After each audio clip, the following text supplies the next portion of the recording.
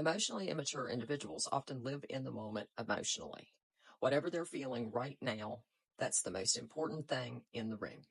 If they feel anger, they expect everyone to deal with their anger. If they feel anxiety, everyone is supposed to figure out how to solve it.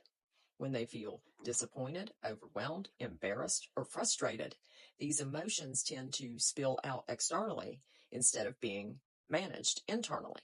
One of the biggest signs of poor impulse control is an inability to pause between emotion and action.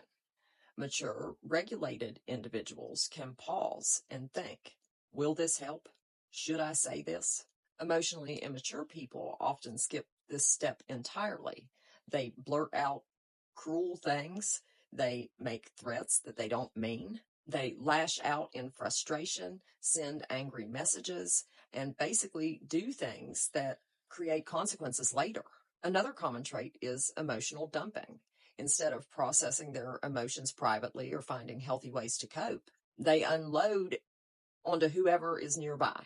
Conversations become one-sided venting sessions. Problems become emergencies. Minor inconveniences become crises. The goal often isn't to actually solve the problem, but to discharge the uncomfortable feeling as quickly as possible. These individuals also have difficulty with delayed gratification. Waiting feels unbearable. Uncertainty feels unbearable. Hearing no feels unbearable. Rather than sitting with uncomfortable emotions, they often try to hand them off to someone else by demanding reassurance, creating conflict, or pressuring others to fix a situation for them. Unfortunately, many people get pulled into this dynamic because they confuse rescuing with helping.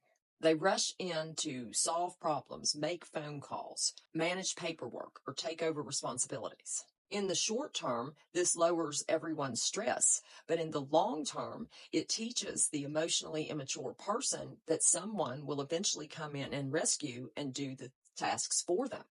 The healthiest response is to refuse the transfer of responsibility. You can discuss something without taking ownership.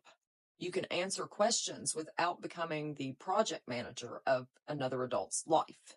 Another important skill is refusing invitations into emotional chaos.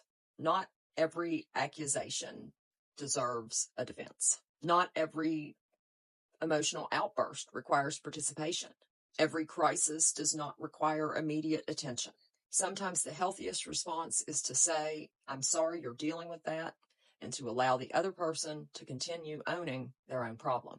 The challenge is remembering that another person's discomfort does not automatically become your responsibility. Sometimes the kindest thing you can do for both people is to leave ownership exactly where it belongs. Have a good day.